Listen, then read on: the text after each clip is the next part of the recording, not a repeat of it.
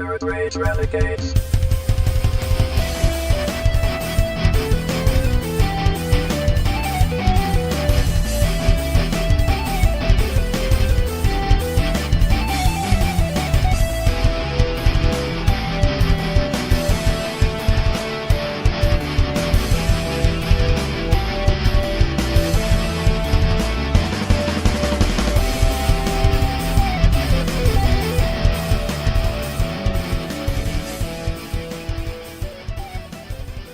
Ladies and gentlemen, welcome to the Nerd Rage Renegades podcast. Chief and I doing a day recording. We're recording during the day today.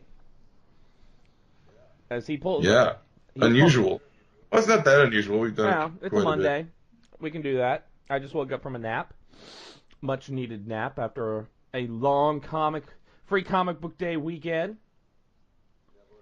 Yeah, buddy. I've been saying this for a few weeks now. Ever since C2E2, I've been in this funk, like this after-con funk. Because... Oh, yeah, that was a really good time, and then you got to go back to the regular life. Like, we were, for 4 days, we were, like, going to museums and like, walking around with, like, Deadpools and Wookiees. Yeah. And it was just a blast of, like, just running around and talking to cool people and getting interviews and shit like that. Well, it's like, we do that for 4 days. Constant movement. You know, we're constantly moving. And, like you said, talking to cool people, making connections, doing business. And then you come home and you got to go back to work. And for me, it's sitting, it's sitting at a desk for hours and hours and hours. And it's like, it gets to you because you just came from constant walking around, talking, interaction, to sitting in front of a computer screen, waiting for like a phone call or an email to come in so you can get some work done. Excuse me. It was mind blowing. Yeah. So your connection seems like it's kind of breaking up just a little bit right there. How do I sound right now? It sounds fine now. When you were talking just a second ago, it cut out a couple of times. So just be aware of that might later have been because I was like, I was like breathing. I don't know. But so having Free Comic Book Day come in felt just so good because, once again, back in the elements, getting comics, my shop had 25% off of, like, all old books. Yeah, there was some kind of deal going. There was some deal. I didn't even really pay attention. It was so crowded. It was hot in there because the air conditioner was, like, maxed out. It was getting really hot, and there were just it was, like, shoulder to shoulder in the shop. So, that's cool, though, man. I'm telling you, it gets bigger every year. I'm seeing more kids show up. I'm seeing like different people that never read comics are showing up to these things. Like comics. They say some print industry is dying off, but I don't know. You wouldn't know it from when I saw it Free Comic Book Day. The whole store was full. It is that one day of the year where people who you would never normally see at the comic book store are there. They come for the free books. I hope they bought something while they were there with the free books. I hope they bought something to support the local comic shops. I know I did, and I know you did. Yeah, I got let's see, I got Avengers number 10, First Immortus. Trying to find my Free Comic Book Day stuff, and I got a Rick and Morty, one of those enamel like painted pins over there. I got one of those. That's actually my wife collects them now, so she actually got it, but I gotta give it to her. It's almost. I got a Strange Tales number 180, first appearance of Gamora, which is a good book to have, especially with what we'll talk about here in a little bit, Infinity War and all that. Yeah. We actually both went to a movie theater and saw a movie. Rare occurrence. And then I went to this store I've talked about on the show before called Second and Charles. It's like a secondhand. It's got books, movies, games, comics. Yes. And I love it because on Free Comic Book Day, they do, if you buy 5 used comics, you get 5 free. And most of the used comics are like 95 cents to $1. So you can go in there and just like stock up. you can just stock up. And I got a shit ton of the Peter David arc, or Peter David run of Aquaman. I got some Uncanny X-Men that I was missing from the 400s that I didn't have. An old Avengers, an old Thor, some Blade. Man, I love sales like that, especially when you go to a place where somebody has dropped off like a whole run of something that you don't have. Like I got one time I went to one of the antique malls that I hit up on the border. I live near the border of Wisconsin and Illinois, and right over the border of Wisconsin there's a bunch of antique malls and stuff. And we go up there, and one time I got almost, except for the key issues, of course, because those are always missing. Yeah, when you always. see that, the key issues are always gone. But I got most of the Defender's key issues, and I didn't have a lot of the bulk of the series, later on down the road. Especially when some of the other heroes were in it, not just the original 4 or 5 that were with Doctor Strange and the Hulk. But I managed to pick up the whole run of Defenders at a flea market one time, and then I got the whole run of ROM Space Knight at another one. And it's I love when you get a deal. I think the deal there was fill up $50, fill up a whole short box or whatever you want. And so I paid the $50 and got the entire run of ROM and then a bunch of other cool shit. And what's funny is, I had 2 books left over, and they were like, well, if you want, you can either get these 2 books, or you could, find 3 more you want to buy, and then you get 5 more free. So they started showing me the books behind the counter that they had just looked at, that had just come in. And there were some old Wildcats, from Jim Lee, which I've been looking for. And then they had some Wildcats from when it went over to Wildstorm. So I picked those up, and I'm looking through, and all of a sudden I see these 2 books. I'm like,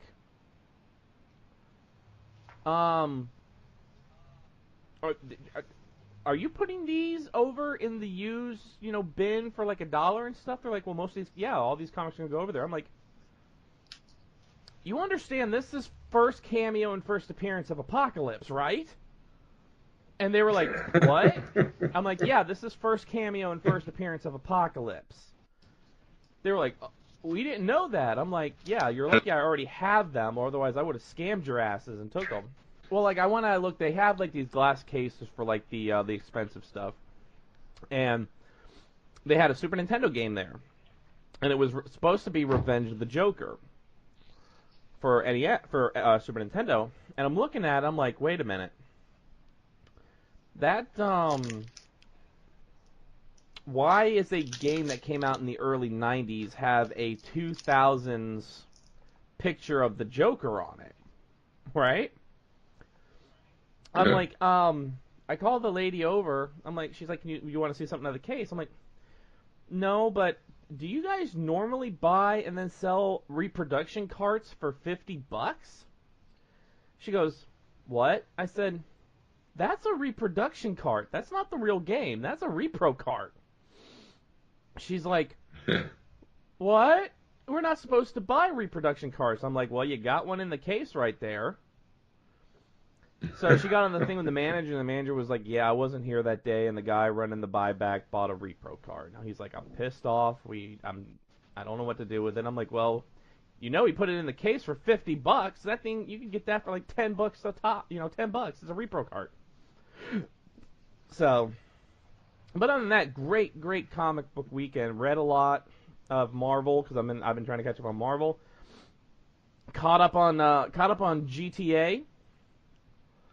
Because I had to see the antics of Merlin and Derek, Defenders of the Cursed Flame. I haven't seen any of it. I gotta watch a lot of that stuff. That is hilarious stuff.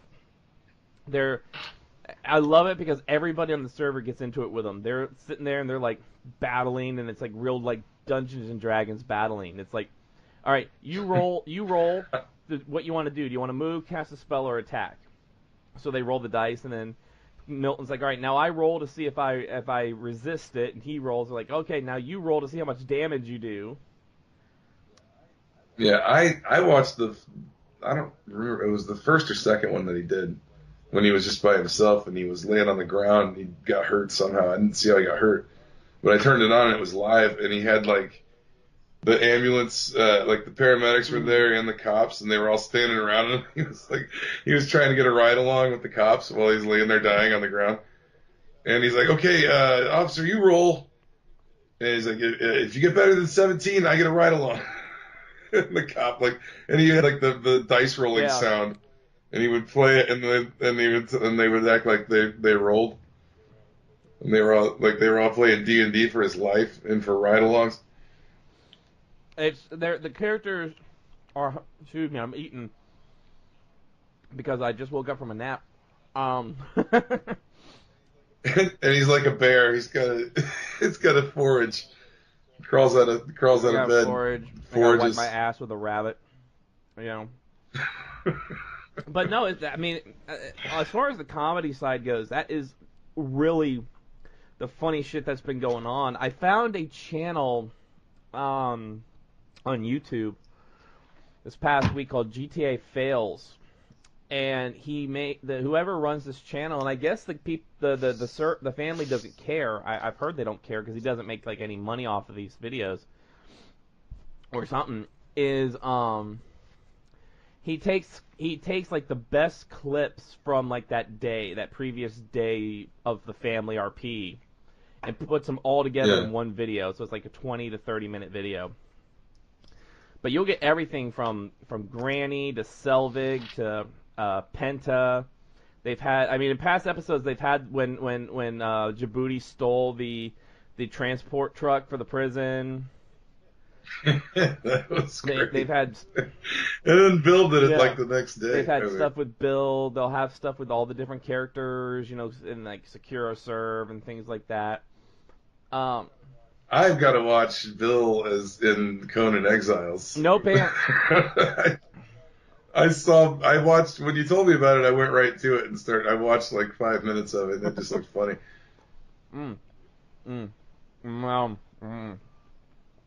The bear hungers and eats and forages. It was like the chat was just saying, "What a dong." For those who don't know, you can, like, when he's running, you can see it like running in the wind. For those who don't know, Conan Exiles is a new MMORPG based on the Conan world, and it's really cool.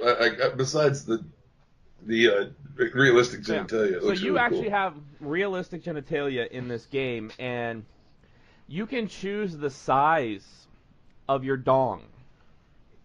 If you're a male character. If you're a male character, you can choose the size of your dong. So crazy. If you're a female character, I believe that you can choose your breast size. But you could actually go through the whole game with this gigantic, like, elephant dick with no pants on, and it's not like stationary. It swings and it flaps so and it moves. Like on the character screen, screen when he's doing like his inventory, you're watching his character, and you know, just like any character, they're like kind of like moving up and down or side to side, and the dong is just like swaying. And it's uncircumcised. It's an uncircumcised dong. Oh man! So Bill so Ding funny. is in there, and he's running around. Somebody had to program that. Somebody programmed there. Somebody's responsible for the dick section of the Conan Exiles game. It's like somebody had to sit there and put like motion capture on some dude's schlong because they had to get realistic schlong movements. Like, we want this to be realistic. How does a dick actually flap when it jumps up in the air? We have to find well-endowed gentlemen. Yes. Get me Lexington Steel. That one ain't real. That one is like superhuman. Oh, it's funny though, man. That game looks just badass though, man. When besides the being funny, like I said about how you set up your character, I mean, the gameplay looks amazing. It definitely has a really good mechanic. I mean, you can build, you can forage, kind of like Ark in a way, but in Conan. Yeah. And of course, once again, you get to choose the size of your dick. So if you have if you feel like you need to overcompensate for something, go get Conan Exiles. You could act. Oh, that should be like the commercial for Conan Exiles. It's like, was God unfair to you? Were you not blessed with a touch of Longinus? Get Conan Exiles. Here we let you be the master of your own dick. You can choose the length of your dick, the girth of your dick. Choose the dick that you were always meant to have. Conan Exiles, now for PC and Mac. Use it as a weapon in the game. Swing low, sweet cherry. Somebody's got to mod it, like, where you can make the dick so big it's a club. And you just swing it and throw it out like fucking Scorpion. I mean, it's just the Scorpion out, Scorpion, Mike Lemonade, the Scorpion out. It's my stinger, it's my Scorpion stinger. But no, Conan Exiles looks like a fantastic game. Once I get, like I said, that's going to be one of those games. Once I get a faster processing computer, I'm gonna pick up. But I do want to give this week's streamer of the week, which big shout outs to Peachy Coaster, who was last week's streamer of the week. She actually posted the tweet where I mentioned she was the streamer of the week in her chat during a live gameplay. Yeah. I saw that. Very cool for very cool of Peachy, very wonderful person. Talked to her a bit on the chat there. This week, streamer of the week, and I'm making this pick for two reasons. One, followed us on Twitter, and two, had a fantastic battle with Merlin and Derek on the pier. And I've got to watch those. And also because she has been involved in a lot of great moments with Bill Ding and Chang Wei. So, in fact, Chief, you may know this person as on the episode where she was driving a golf cart and Chang and Bill hit her with the golf hit her in the golf cart by the garage. And took out the golf cart. Cackling. Kitten Queen Gaming. She plays Lily Sky in Grand Theft Auto 5 on the Family RP. Fantastic RPer. Been involved a lot with Bill Ding, Chang Wei. She's had a lot of stories on the server.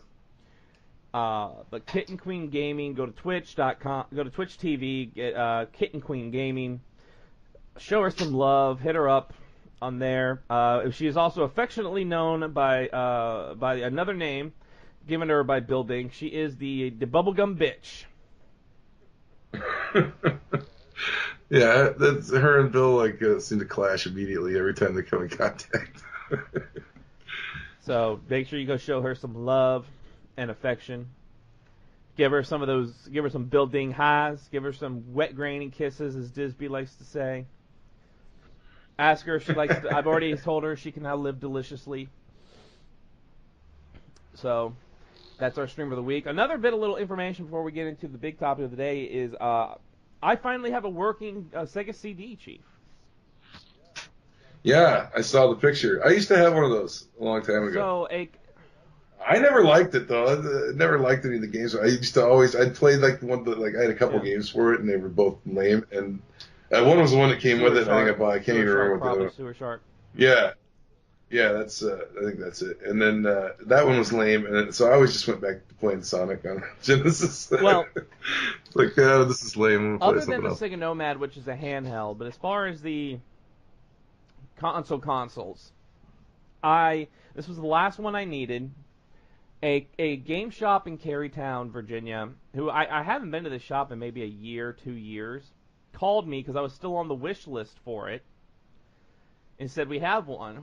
How rare is it now? Is it pretty hard to find? I mean, they show up. You can find them. It's just finding one in working condition, I guess, because it is a CD based. It's a very early CD based game, and things like that. You can find more of the model of the Model 2 Sega CD than the Model 1. The Model 1 had an automatic tray that would pop out, and then to cut costs on it, they made a Model 2, which is just you push a button and the tray open. The tray flips up. Yeah, that's the one I had. Which is the one I got. Up. So I went and I bought it, and of course I wanted to buy Sonic CD. That's the game I want for it. But the two shops there in Carytown that sell used video games didn't have a copy of Sonic CD.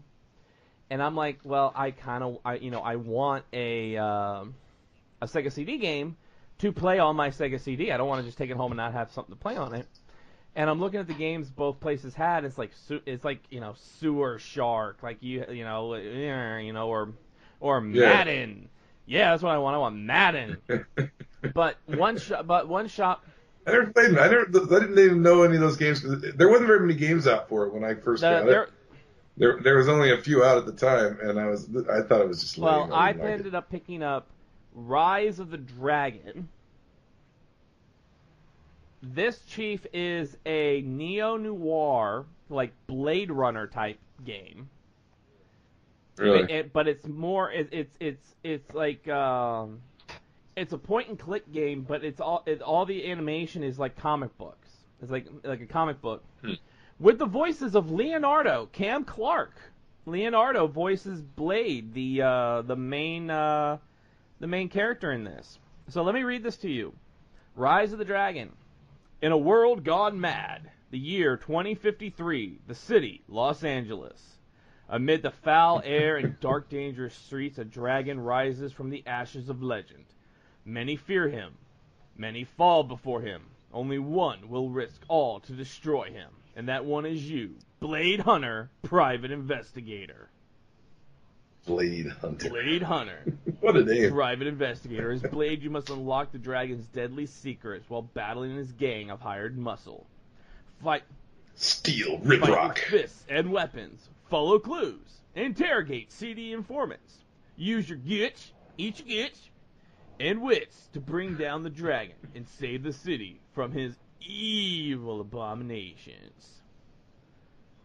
So, yeah. Yes, I have. Played it? It's not bad. I mean, you got to do some. It's just like any like old like point and click game. You click this, you pick up this, you got to put the clothes on the man and things like that. But excuse me, not bad. But I had to have something that way I could play because like as a kid I had like Sonic CD, I had Jurassic Park.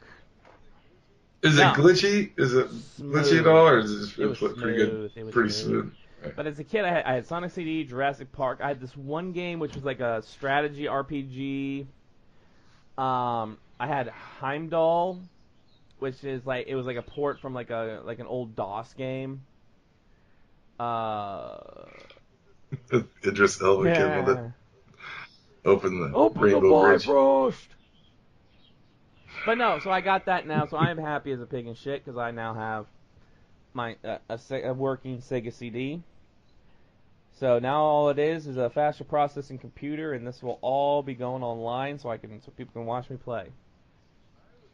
I would be interested in watching some Sega CD shit because I had one of those. I just didn't. There wasn't, like I said, the games weren't really that available for it at the time I had one, and I was like, well, shit, I don't even like it. The games I had sucked. I was like, I'd rather just play Genesis. Genesis does what Nintendo don't. Genesis does. All right, let's get into the meat and potatoes of today because for the first time in I don't know how freaking long, Chief and I both were able to make it to the movies to see a movie. How? Yeah, I think what was the last one I even saw? I can't The one that remember. we both saw, or the one that you saw in a theater? Because the last one. What's the last one we both saw? I don't have remember. no clue, man. That's how long ago it's been. Yeah. I'll tell you this. So I took the boy and I went together. Because he really wanted to see it. The girl, my wife and daughter didn't really want to see it, so I took the boy. Made sure he went to the bathroom before the movie started. Look, I can understand a kid. I'm talking about a full-grown adult that writes a movie review when they didn't even watch half the goddamn movie. But I hate getting up in the middle of a movie and like going out of the theater. So he went bathroom. He went to the potty before we went into the movie. Now he's 8 years old. He's almost 8 years old, so he's older now. He can do it. We got our popcorn and our drink. He was excited because they had Mr. Pibb. He was so excited they had Mr. Pibb. And we sat there. Now I'll preface this that there was a shit ton of trailers before the movie. Oh yeah. Did you get the Deadpool 2 one? Did you get the Solo Star Wars? Yes. What about Jurassic World? Incredibles 2? Some Yes. stupid movie about some dumbasses who went on a boat in the middle of a hurricane and now they're going to die in the water? I think so. I think that's. A stupid movie about a kid who finds an alien ray gun, but the movie is not really about the alien ray gun. It's about him connecting with his older brother. Yeah, That one looked one like too. shit. Yes. That one looked like fucking shit. It's like you have an alien ray gun, but the whole You're right. You ever seen the old movie Yeah. Laser Blast? The Mystery Science Theater. It kind of reminds me of that, where the guy finds a laser gun or but an alien. it's like race. it's like this kid finds this. It's called Kin, and it's like this kid finds an alien ray gun, and you're thinking this is going to be like some sci-fi alien type movie, but no, the rest of the trailer is like his brother getting out of jail and going, I know I wasn't always here for you, but I'm your brother and I love you and I want to be the best big brother. And I'm like, the kid's got an alien And fucking he has to ray fight gun. a gang. And the gang wants him to get weapons. Yeah, or James something. Franco wants him to get weapons for him, you know. So there was that one, and then there was and then there was the Ocean's 8 trailer, which this is nothing about all-female cast or anything. I just don't have any interest in Ocean's movies unless it's fucking Frank Sinatra. Yeah, I didn't like the George Clooney Ocean's movies, No, really. So. I'm sorry. I don't think I'll like the other Ocean's movies either. I've never seen a single one in the theater. It just doesn't interest me to see any of those. But like I said, the only Ocean's movie I care about is the one with Frank Sinatra and the Rat Pack.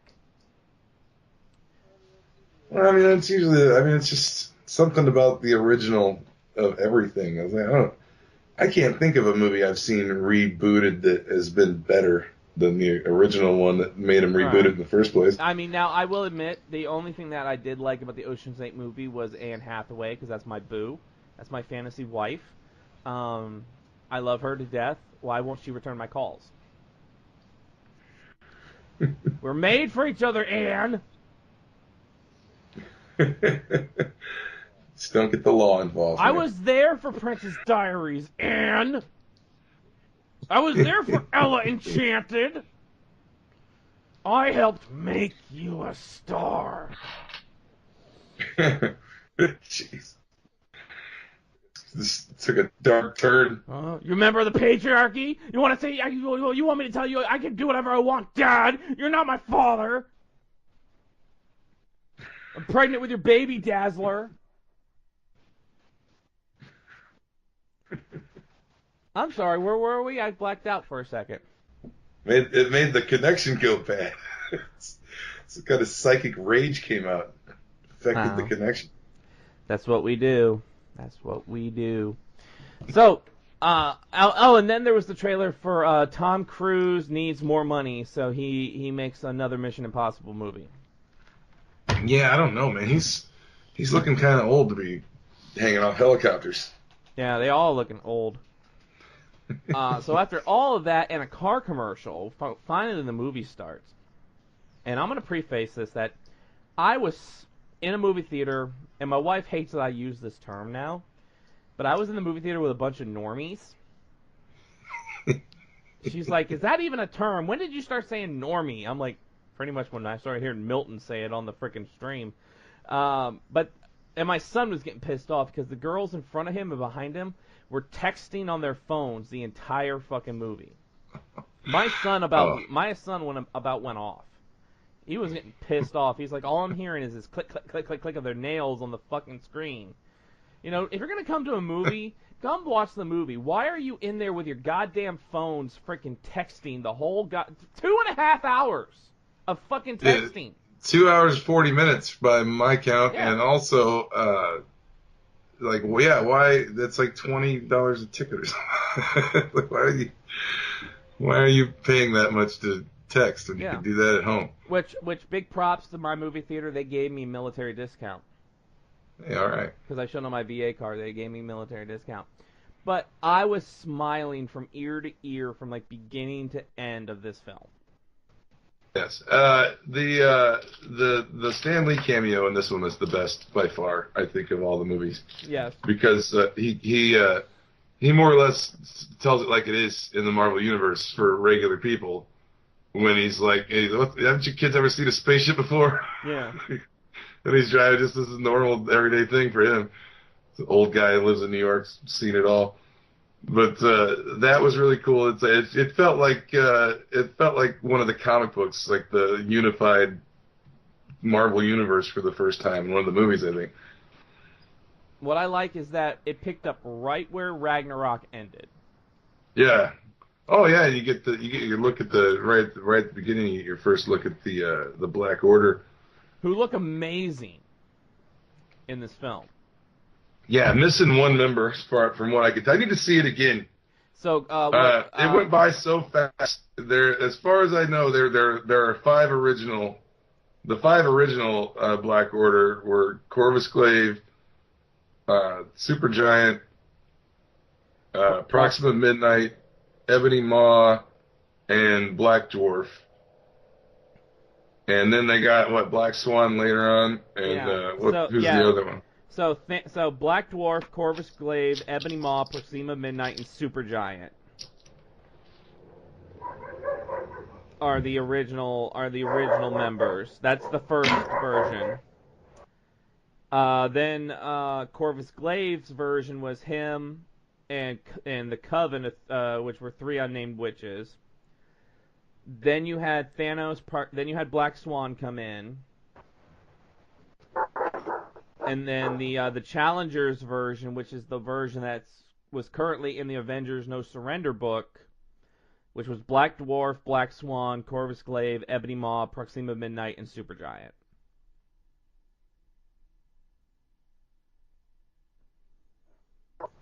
Oh, sorry. The dogs are barking, so I had to cut my mic for a second. That's fine. Yeah, so really, I mean, in the movie it was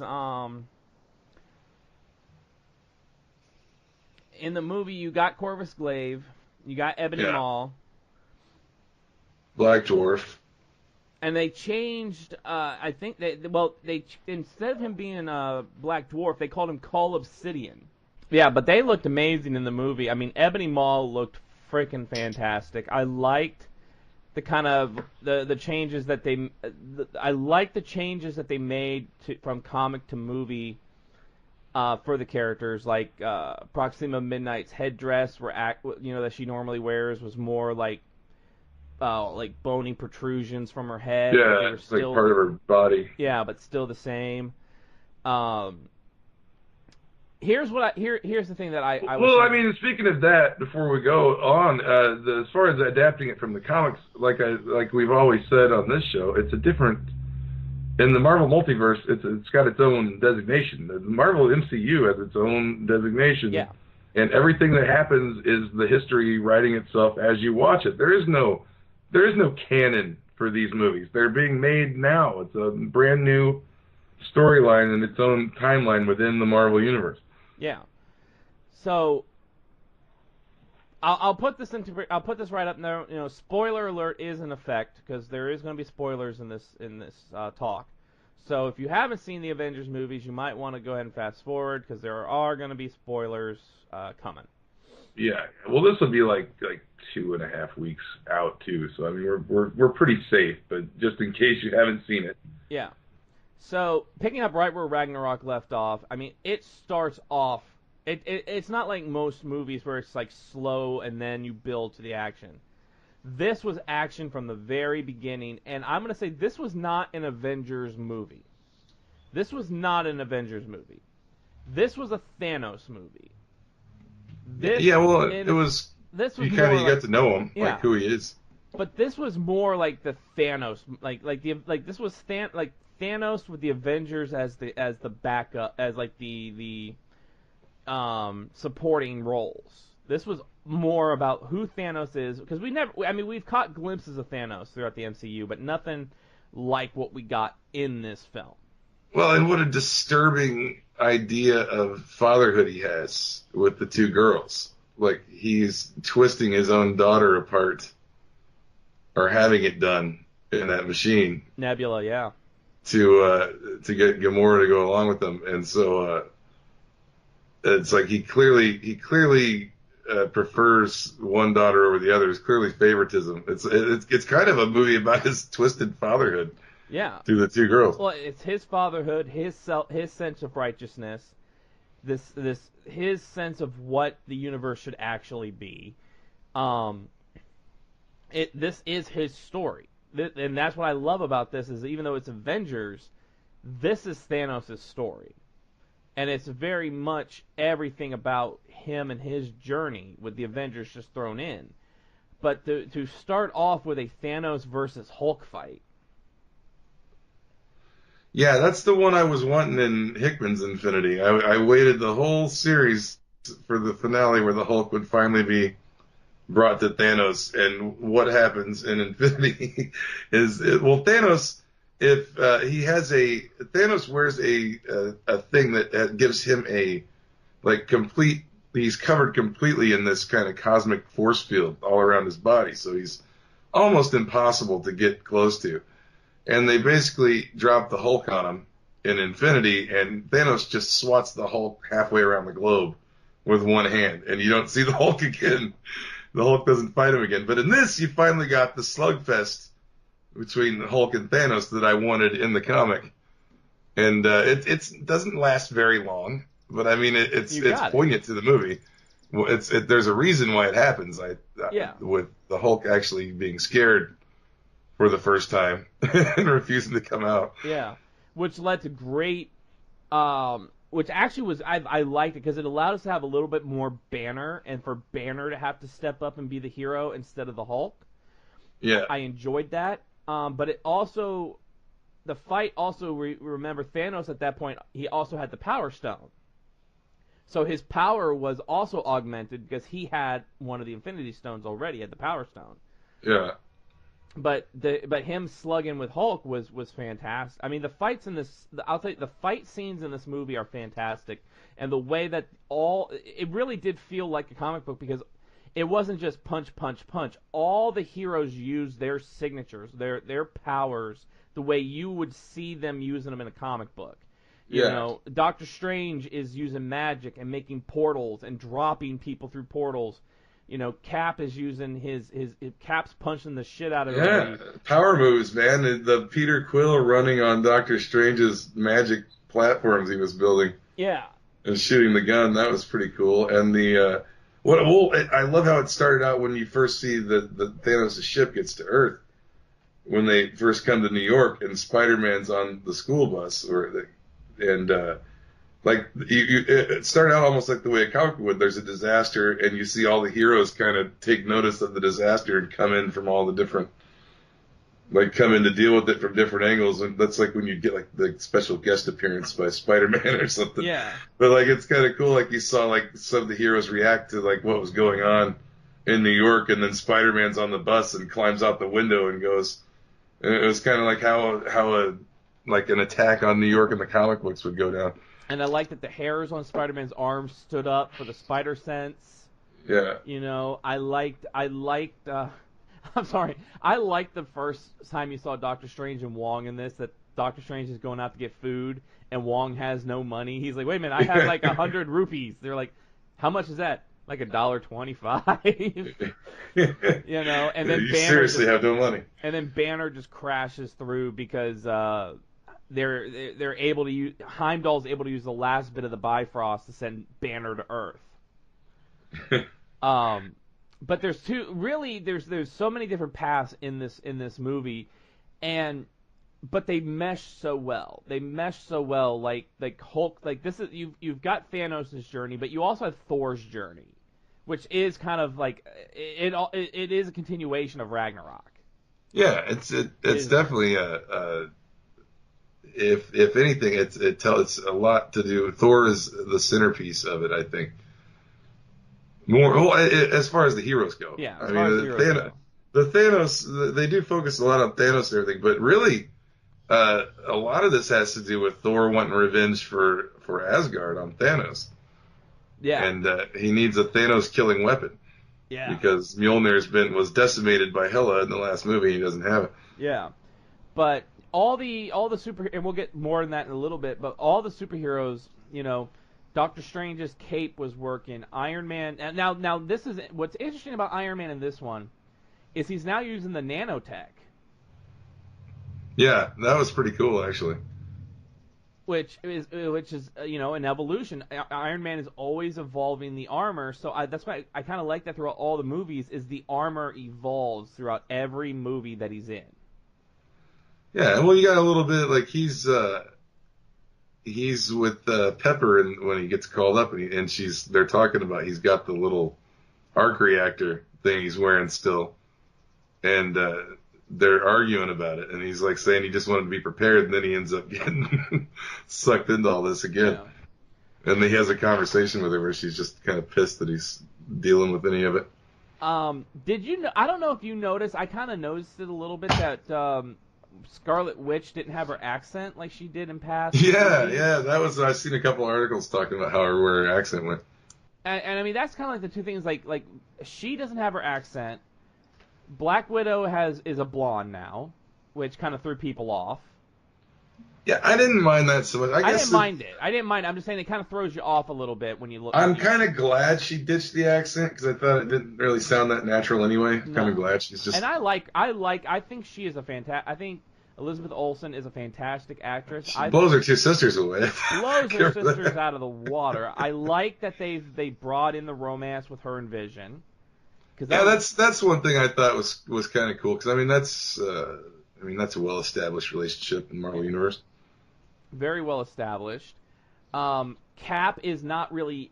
A lot of people, if you don't read the comics, a lot of people are like that's Captain America, but really this was not really Captain America in this movie. This was more like Shield Cap. This was Nomad. This was more Nomad when he took on the Nomad persona. With the beard, he didn't have the little mask. Yeah, he didn't have the little mask, but he didn't have the shield. He just used his power. He had the beard. It was more nomadish, which I liked. Falcon looked amazing in using his skills, and even Bucky and this is why I'm hoping that the rumor that maybe Frank and Daredevil will be in the next one is because I want a scene of Bucky and Frank just mowing people down with automatic weapons. He did say. Talking like after Avengers 4, possibly after the Fox deal moves further along, that they might be able to use Fantastic Four and the X-Men. I've also been hearing... let's do that. And I've also been hearing Adam Warlock will not be making an appearance in the next Infinity movie. That makes absolutely no sense at all. He'll be in Guardians 3, but Adam Warlock will not be in the Infinity War movies. That makes zero sense to me, but whatever. We'll see how it pans out. There's going to be I don't know. It seems to be they're taking elements from a whole bunch of different Thanos stories and Avengers stories. So who knows what the fuck Avengers 4 is going to be? I hear Chris Evans is leaving the franchise after the next one. Well, to kind of skip ahead a little bit, what I really like about this is those of us who have read the comics, we kind of know the Time Stone may play a factor in the next one. It's going to play a big factor to kind of reset things. Well, it did already play a factor in resetting. We know it can be used to bring back the dead because they did it with Vision in the movie. Yeah. So, from what I'm hearing, this is going to be the next Avengers movie is going to be kind of like a soft reset of the MCU. It's going to basically soft reset the whole MCU, which will allow for more movies, more characters, story arcs, maybe even changing the look of characters because they're rebooting. So are we going to get Sam Wilson step up as Cap if Chris Evans leaves? That would be cool. I think what you told me, Chris Hemsworth said he'll play Thor as long as they want him to play Thor. From what I read, Hemsworth says he wants a Thor 4 and he's pushing for one, so we'll see how that pans out. So I guess Thor will be sticking around. But I don't know. The only people I heard that absolutely said they're done are I think Downey said he's out, and Chris Evans said he wants to leave, stop being Captain America. But maybe he wants to go Downey back said he wanted to be out 2 movies ago, so we'll see what happens. Maybe Evans wants to go back to be Johnny Storm. That would be well. If they bring in the Fantastic Four, you could just switch characters. Yeah, that'd be great. But with Infinity War, I think all the characters were done well. I loved Black Panther in the movie. I loved Wakanda in the movie. I love that Wakanda was the battleground because it Yeah. allowed them to have this epic battle. Well, there's talk also. You notice in the trailer they have the Hulk in Yeah. Wakanda, and then in the movie he's not in Wakanda. Now Bruce is in the Hulkbuster armor. Yeah. But going to the Thor, this is something else we talked about after the movie. So I saw the movie on Friday night. I got home around midnight, and I think Chief and I talked until like 1 or 2 in the morning on Messenger because I was on this high for this movie. What I really enjoyed was we've always heard about the other realms in the Thor movies. You know, Midgard, Asgard, Nidavellir, Hell, all those. I like that they're not always, these different realms are not always like an Earth. You know, like Nidavellir Nidavellir is in space. It's this gigantic dwarven like forge at like the heart of a star. Yeah. And it's that's kind of cool. Like I said, it's like they're kind of writing their own Marvel universe right now. It's not really. I don't understand that people get so upset when it's not exactly like. But I mean, like I said, they're writing. It's a whole new take on it. Yeah. This is supposed to be new and fresh. So I mean, you take that with it. But I mean, I kind of miss I do kind of miss the magic element of Asgard because they've explained it all this science and everything. I kind of miss that, the mystical magic element. But I guess you get that with Doctor Strange. Yeah, but I like Peter Dinklage is in the movie, and in contrast to anything else you see Peter Dinklage in, Peter Dinklage is actually the tallest character in Infinity War. I like that his costume kind of looked like the way Kirby would have drawn an Asgardian dwarf. Yeah. It's this kind of huge, stocky thing. What I really enjoyed was the character,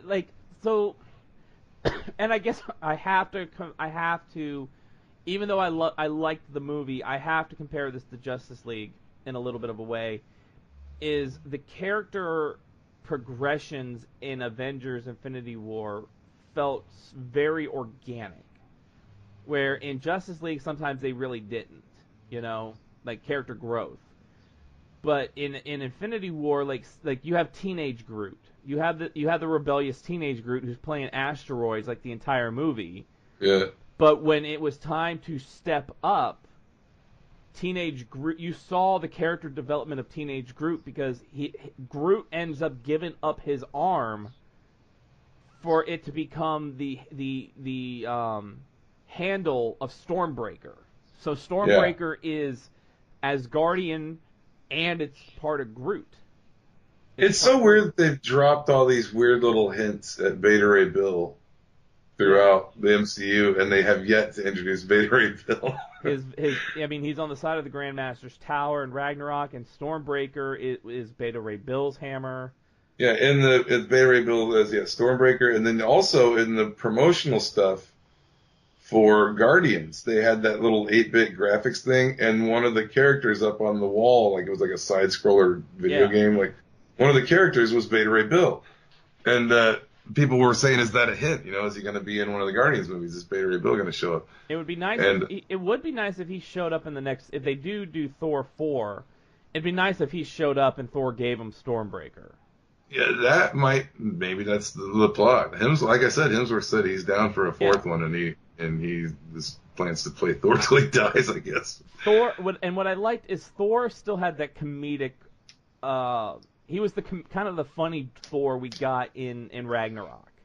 I mean, he always just was kind of a boastful, kind of a dick, really. I mean, in some of the comic books, and that's kind of how he is.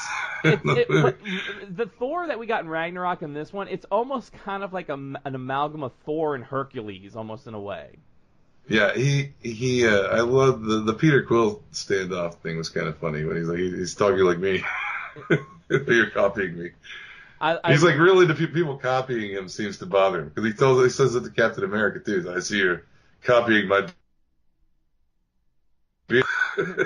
I like that when they show up in Wakanda, he's like, "These are my friends." And it's Groot and Rock. And he's like, "These are my friends." That's one of my favorite. Calls him a rabbit. Oh, that's David's favorite part. David has told everybody my favorite part is when Thor goes, "Fire up the engines, rabbit." I liked it when Rocket is fighting alongside Bucky, and he looks at Bucky and he's like, "How much for the gun?" And Bucky's like, "You're not getting my gun." He's like, "Well, how much for the arm?" And Bucky walks away, and Rocket just goes, "I'm gonna get that arm." And it explains one of the. I think I talked about it a few weeks ago. Is I talked about how the toys of Thor for Infinity War had both eyes. Now it makes sense after seeing the movie why they have both eyes, because he got a robotic eye from Rocket. Yeah, which we also have now discovered, with this being like what the third or fourth reference to wanting people's prosthetic limbs. Yeah. But he has Rocket has an obsession with prosthetic body parts. Yeah, because he stole the eye. And he's like, you might want to wash that first, before you put it. Oh, you're just gonna put it in there. Okay. All right. But Bucky picking up Rocket by the scruff of his neck and just spinning around, and they're both firing. Black Panther and his troops fighting was fantastic. Black Panther's such a badass in this universe. Which tomorrow, well, it'll have been yesterday by the time you hear this, but yesterday Black Panther came out on digital download. I'm not sure if it's both DVD and digital, but digital at least. I know digital. I have to pick it up after I get paid. Yeah, I gotta pick that up. I also like the part where they're like, they actually mentioned that Hawkeye and Ant-Man weren't there, and they're like, that's some it had decent continuity with the other movies, I think, but there's probably there's still some questions I have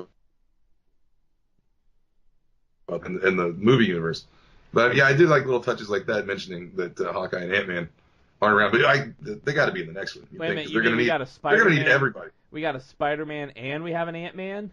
Yeah. The whole Ruffalo is really, really funny as Banner too throughout the movie.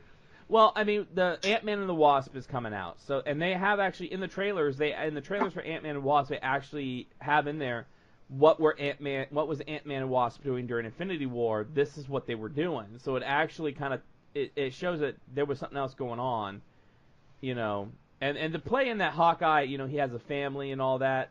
That was actually really good because that ties back into, Age of Ultron.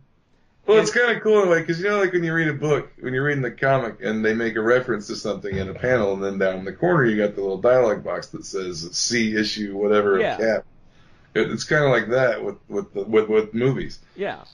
So and probably one of the biggest things that they played that on is when Thanos goes to get the Soul Stone on this planet.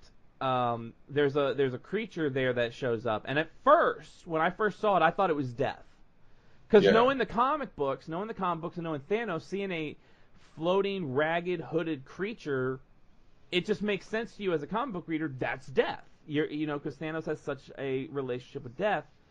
But then it's Red Skull. Yeah. Which box see Captain America, the first Avenger. Yeah, that exactly. explains what happened to Red Skull after when he touched the Tesseract in First Avenger. Yeah. That's probably one of my favorite scenes of the whole movie. With him and Gamora when they meet up with Red Skull and he has to make the sacrifice. I thought that to me was a very Hickman-esque scene in the movie. It seemed a lot like something Hickman would write, and especially with the weird, just being on that weird planet with the Red Skull and just the weird old Marvel reference of having the Red Skull there for some reason. I thought that was pretty cool. A very comic booky Hickman-esque scene in the movie. All of it was just, and the way that they used the stones, the way that Thanos used the stones, and that the stones were not just, hey, I got a stone, and now I'm going to go get another stone. He used the stones. They showed the power of the stones. Yeah, really, when he gets them all, he really shows them. Oh, and yeah. That's, the battles with on Titan were pretty awesome with Doctor Strange, like we were talking about earlier. Yeah. Just all around, probably like Rob Liefeld said it. Like what made me really want to see it when it came out was Rob Liefeld. Like the day it came out, said it was the most comic book superhero battles he'd ever seen put to film. And I was like, well, shit, I got to see that. I got to see that now before it gets ruined. Yeah. So I had to go and see it, and he wasn't lying. I mean, it probably is the most comic book Marvel has done so far. I mean, that like you said, Peter Quill is jumping on the discs made by Doctor Strange, while Iron Man is using every gadget he's got. Spider-Man's swinging through, shooting webs and catching people who are getting knocked out. It really is everything. And we, even though a few episodes ago we gave our disdain for Dave Bautista for his actions at C2E2, as a man, yes, we have issues with him. But as Drax, he's really funny. Yeah, he's funny. He's funny as Drax. I mean, it's the man we have an issue with. The why is Gamora thing was funny. My favorite is, how long have you been there? 4 hours. I have mastered the art of standing so still I become invisible. And then he just slowly starts bringing the chip to his mouth, like, we can see you moving. No, you can't. I'm invisible. We can literally see you eating the chip. No. Nobody can see me. I'm invisible. And then Mantis just comes up. Hello, Drax. And he's just like, Gah! And he walks away. Mantis, I am loving Mantis. I mean, I liked her in Volume 2, but this movie really cements Mantis as a funny ass character for the Guardians. It's funny when they're trying to act cool in front of Thor. Well, no, is it when they meet? That's when they meet Iron Man. When they're on Titan, I think, and they're trying to act cool, like they're just cool and collected. They're just big dorks. I love Mantis is like they're talking about the gravity on Titan, and Mantis is just like jumping up and down in the background. Yeah, it very much reminds me of like Starfire from Teen Titans Go, her character. Yeah, very, very funny. I mean, just the Star-Lord, showing his jealousy. I love it. Like, you're from Earth, I'm from Missouri. That's on Earth, asshole! Or like, my father, I had to, I found my father killed my mother, and then I found out who my father was, and I had to kill my father, so technically, that was all fantastic. I mean, it was really, really well done. And it never felt like that many characters bogged the movie down. It felt like they gave it enough time. It was a 2-hour, 40-minute movie, so. But they gave each character enough time. The way that the scenes transitioned really did feel like a comic book. It's like, okay, here's what these people are doing on Earth. And then we smooth transition to here's Thor, Rocket, and Groot in space. I mean, it really did feel like a comic book that it just, kind of like Infinity, where they would show what the heroes were doing against Thanos on Earth, and then what the Avengers were doing in space against the Builders. Yeah. It just really flowed very, very organically. The music. That's why I thought there was because they used the Black Council or the Black Order in this. It felt like a lot of it seemed like Hickman kind of shit. A lot of it was a darker movie. It had like Empire Strikes Back type ending. Yeah. Where everything was just like, what the fuck just happened? Like at the end of that movie, it's like, holy shit, unbelievable. And so, man, it was so epic. It's like, how are they going to possibly top that with the fourth one? And the only answer is to bring in the Netflix characters and bring in like the street vigilantes. Well, we know Ant-Man and Wasp will be in the next one because we know that. We know Captain Marvel is going to be in the next one due to the after credit scene. That's another thing with Nick. And we see Nick Fury again for the first time in a while. Yep, who disintegrates. He's part of the. And Maria Hill, who disintegrates too. The half of the universe that did not get to live from Thanos. Yeah. But not before he was able to call Captain Marvel, which her movie is going to be coming out after Ant-Man and Wasp, which is going to be her origin movie set in the 90s. Marvel will be in that movie. We are going to see Marvel. Yeah, and you know who I felt the worst for at the end of it was Tony Stark. Yeah. He's the one that I think you feel the worst for. I actually think that ending right there where he practically loses everybody around him, and especially Spider-Man, who he's kind of taken as almost like a surrogate son. And Spider-Man had a David Tennant doctor moment. His was really like, I don't want to go. It was really a David Tennant doctor moment. Yeah, and arguably the most heartbreaking moment in the movie was Tony Stark with Spider-Man's ashes in his hands. Yeah. But, Tony Stark is kind of really mind-fucked at the end of that. And you brought up an interesting point, that even though in the movie we saw Doctor Strange disintegrate, he may not have disintegrated because he's Doctor Strange and can bend reality. My theory is that he can bend reality without the Infinity Stone. He is the Sorcerer Supreme. He can do a lot of shit without the Time Stone. He doesn't need it for anything but what he does with that, Yeah. So I mean he can do a lot of shit. So I think my theory is that he made it appear as though he disappeared with everybody else, and he went incognito under the radar to possibly recruit the next wave of attack on Thanos, and maybe to go find mystical beings that he knows of to fight against the Infinity Gems. So I think that's a possibility. Because we do know, well, he calculated 14 million possibilities. Yeah. Where they win, and he said how many, and Tony Stark says, well, how many did we win? And he says 1. And he tells Tony Stark before he disappears, it had to be this way. This is the only way it could have happened, or something like that. Meaning, I think this is the only way we win. I have to disappear for a while. I'm going undercover. And gonna fix everything, because he saw the one possibility, so he knows how it plays out, and then he says this is how it has to be. So this is the way they win. And I mean, if they bring in the Netflix characters, I mean, I would love that, because they need reinforcements, and they have these established reinforcements. Then there are reinforcements they've established in Agents of S.H.I.E.L.D., because they've established Robbie Reyes, Ghost Rider. They have established Johnny Blaze, Ghost Rider, which I sent you that video. Johnny Blaze is established in this universe. He exists. Well, with Ragnarok, so does Man-Thing. Man-Thing exists, and that's like twice Man-Thing has been Yep, 2 mentions in the cinematic TV world. Sif, we don't know where Sif is. Sif never died in Ragnarok. Sif was not in Ragnarok, so we don't know where Sif is. Yeah, she was shown at all. Yeah, and she was never shown on the ships or anything like that. Sif is still. They showed a version of Sif, the actor playing her in the play that Loki puts on, but we don't see the actual Sif. Yeah, so Sif is still out there. Howard the Duck's still out there. Get Howard. Give him a gun. Give Howard a gun in the next Avengers movie and let him go at it.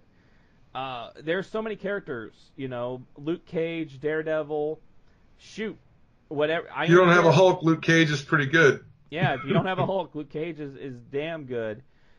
And you got an Iron Fist. Yeah. You've got a Daredevil. You got Jessica Jones.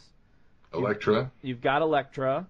You got, with the exception of Deadpool, you've got almost the entire Thunderbolts crew that have been introduced in the in the TV, between TV, Netflix, and everything else. I mean, they've introduced even the leader in the Incredible Hulk movie. The leader was introduced.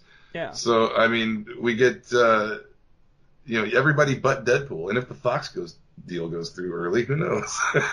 Maybe you'll see the Thunderbolts on screen in Avengers 4. I don't even care. Bring in Squirrel Girl. She's beaten Thanos. I think the possibility. It's such a weird ending, it very much reminded me of the way Empire Strikes Back ends, with everything just disheveled, everything is blown apart to be fixed later. So I mean, it very much reminded me of that. So it's like, what could they possibly do now? It also was very reminiscent of House of M. Very reminiscent of House of M. No More Mutants. When Scarlet Witch said no more mutants, and half the mutant population were depowered. You're taking away half the world population, which also meant you took away half the superhero population. But the fact that the movie ends with Thanos just sitting there smiling on a planet as the sun comes up on a new day. Yeah, well, that's what he said he was going to do. Once he got it done, he was going to retire and watch the sun come up. Pissed off everyone who has never read the books. Pissed off everybody that has never read a comic book in the movie theater. There were people at the end of that movie when Thanos smiled and it went to the credits. They were like, "That's bullshit. What the fuck? That's bullshit." And I'm just sitting there laughing. I'm like, "You bunch of uneducated people." I was just thinking, wow, I can't believe they ended that dark. I know there's gonna be, because, well, I know, well, for one thing, even for people that don't read comics, they've got Guardians movies planned, they've got Spider-Man movies planned. This isn't the end of this by far. They're not just gonna disappear and never come back. It's gonna be some kind of reversal of this happen. Yeah. But I just thought, wow, it was unexpected that it would end that way. That it would just be everything left just in pieces, and Thanos smiling and being victorious at the end. I was like, oh my god, It's the only way it could have fucking ended. amazing. That's the only way that one could have ended, because it leaves it open for the next one. We're gonna figure out where, it's gonna. There's gonna be a tie-in probably at the end credits with Ant-Man and Wasp, where they get called in. There's going to be a lot that's going to happen, but as far as the Marvel movies go, this one really has been my favorite. Yeah, it's definitely my favorite. It's got everything. It's got everything so far up to this point. With the surprise, they've got like surplus to bring in for part 4. So it's going to be. It's pretty awesome. Even the little things, Thunderbolt Ross being in the movie for a minute or two, all these little things, all these tiny little things in that movie that lead, because they've got movies planned out for the next 10 years. Yeah. It's just getting bigger and bigger and bigger, and especially with so I read that, and then I got my Marvel books. And I read the first new issue of Avengers. I finished No Surrender, and then I read the new Jason Aaron Avengers. I don't know if you've gotten to it yet. No, I did for later on for reviews. I did read No Justice, so then I've got to compare it to the new Avengers, really. But we'll get to that later. But go ahead. I think Marvel is finally realizing on all fronts what they've done in the last couple of years hasn't worked, and they're going back to basics. When you read Jason Aaron's Avengers, the new one, it really does have that sense of what's been going on with these brand new heroes that have been showing up is not working. It has to come down to this core thing. Basically, and this doesn't spoil the book for you, Chief, but because the team of the new Avengers from Jason Aaron, you can see it on the cover. Yeah. But it's Captain America, Tony Stark, and Thor basically saying, yes, there are all these new heroes, but it has to start with us because we are the originals. We started this. We have to get this thing back to the way it was. Yeah. And then stuff happens in that book. So they're scaling back the Avengers? This is totally opposed to Tony Stark's "we have to get bigger" from Hickman. Pretty much.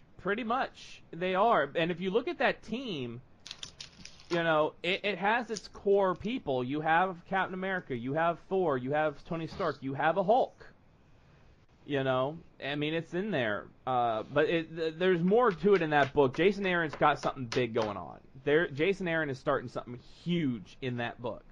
Yeah, I got to get to those. I got a whole. This is all my catch-up stuff right here. I got it all organized. Yeah, I got a lot of them that I got to catch up. But I did not get X-Men Gold number 26, so now I got to hunt down a copy of that. So I got 27, but I didn't get 26. I got to talk to my guy and say, look, I didn't get this issue. You need to get me a copy of this issue. Yeah.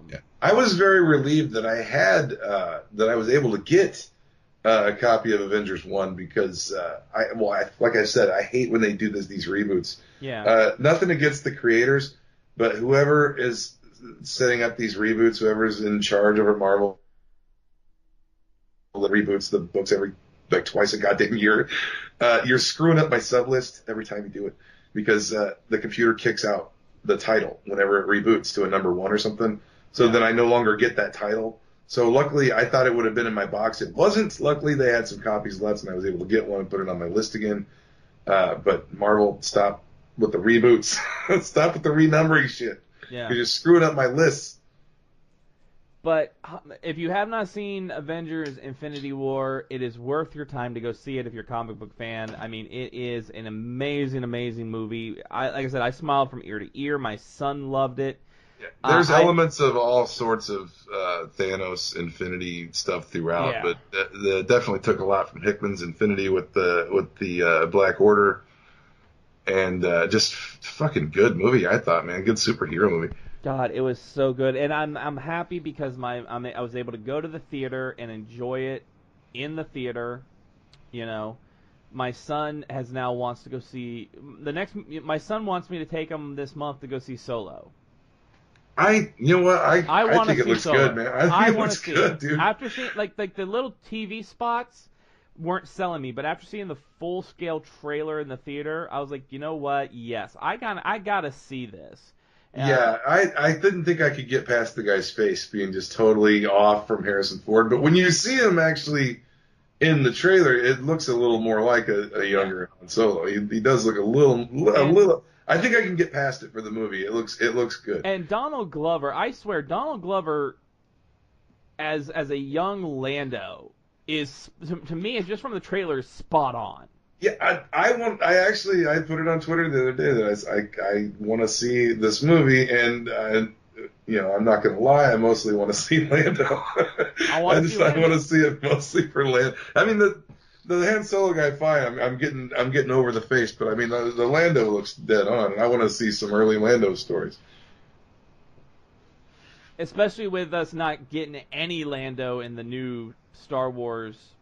Well, yeah, still don't know what the fuck, man. I'm telling you, I don't know what the deal is with Last Jedi and why people love it so much, but I thought it was like a parody of Star Wars. Is Hunter not talking to you anymore because you don't like that movie? No, I mean, I just think if you haven't seen it, I mean, I haven't. I'd hate to ruin it if you want to watch it someday, but I'm telling you, you don't even want to see it. It will almost ruin, like for me, I don't know how you'll feel about it.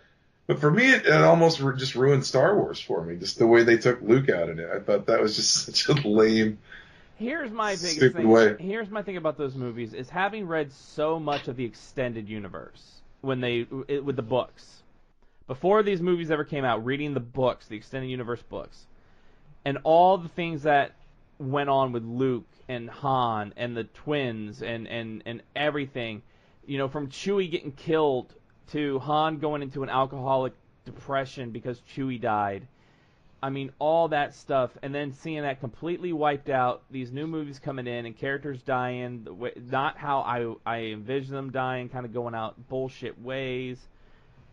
It's hard for me to accept it, and it's not that I won't accept it. It's just kind of hard when for so long you had this extended universe that was considered at that time canon. Those books were canon until these new movies started being made, and then I thought that The Force Awakens was pretty good, man. I really liked that. Wow, they really put some life back into Star Wars. And then The Last Jedi it's pretty boring. It's long as hell. It's mostly basically Fury Road in space with the rebellion running from the First Order or whatever, the Resistance or whatever they are in the First Order. The distinction there is just dumb to me. For one thing, there was the First Order. First Order is obviously the Empire. It's based off the remnants of the Empire. Just call it the fucking Empire. It's just basically they're chasing the rebels, and it just basically is disaster after disaster after disaster for the rebels. And Luke's story is a bummer, and I fucking hated it, man. I don't know what else to say. I don't care about whatever political agenda has to do it.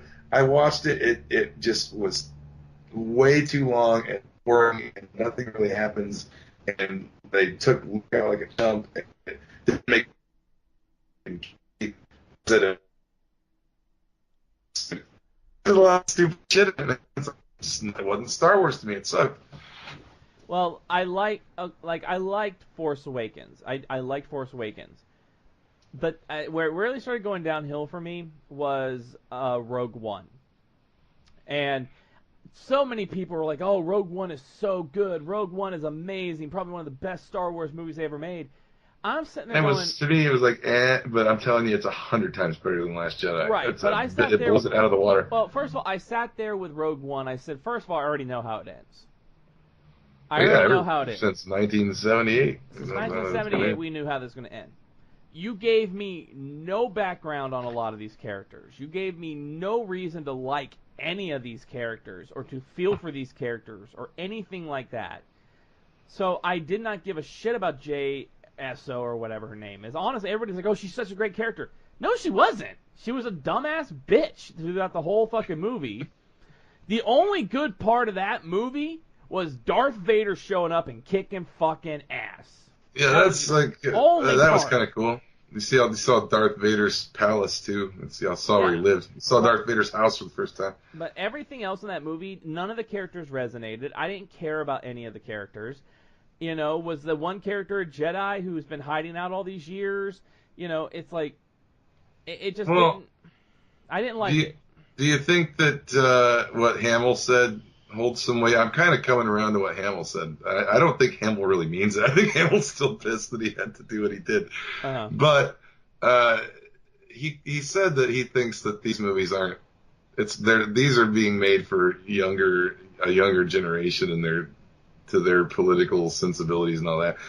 And so he thinks that necessarily the older generation of Star Wars fans aren't going to agree with what's being done with the movies, but it's making me lose interest in Star Wars. The last two have just been like, well, I mean, I did like Force Awakens, but Rogue One and Last Jedi were like, I don't even fucking care about Star Wars anymore. This may be a topic for another show because we're running out of time here, so this may end up becoming a topic for another show. But we had political stuff in the original Star Wars. There was a lot of political stuff in the original Star Wars. You know. Well, yeah, I know, but it's like different. This is more PC. It's a different culture, and they're being made for a different, younger culture. I guess I don't know. It's making me as an old, since I saw the original Star Wars movies in theater. It's made me lose interest in it. I don't really care. I'm not going to go online and write a big article about how fucking Star Wars is ruined and all this shit. I don't really give a fuck that much. It's fucking movies, and I got my memories of the original trilogy. Yeah, we still have the original. We can go playing with the toys and buying the toys, which is a big. The toys have made like double what the films have made. Well, it's the same. It's the same thing as when Paul Feig came out with Ghostbusters. He didn't ruin the original Ghostbusters. We can still go and watch the original Ghostbusters. Like I said, I didn't think it was that bad of a movie. I mean, it definitely wasn't as good as the original Ghostbusters, but nowhere near. Yeah, I chuckled a couple of times during it when I watched it, but it didn't run. But for one thing, to me, Ghostbusters is a good movie, and I loved it when it came out when I was a kid and everything. But it's still not my favorite movie. I mean, do whatever you want with Ghostbusters. I don't give a shit. But, yeah. So. With that, it's about time to get out of here because I'll be telling the truth. It's during the day. I'm gonna have to go get the kids off the bus here in a few minutes. That's true. So make sure you follow us, Space Chief 75 and the Nerd Rage Renegades on Twitter. Crystal will tell you every place that we're at. The Nerd Rage Renegades are on the air every Wednesday on Podbean, Stitcher, Player FM, iTunes, Google Play, and every Thursday on GamingRebellion.com. Filling the Void Podcast Network, and now iHeartRadio.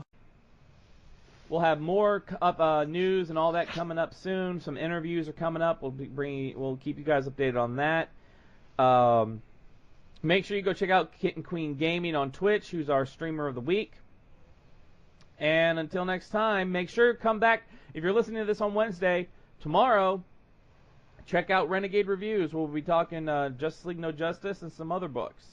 Yes, indeed. And some Boom comic stuff. Yep. So, until next time, Chief, good afternoon, good evening, and good night. Good night, everybody.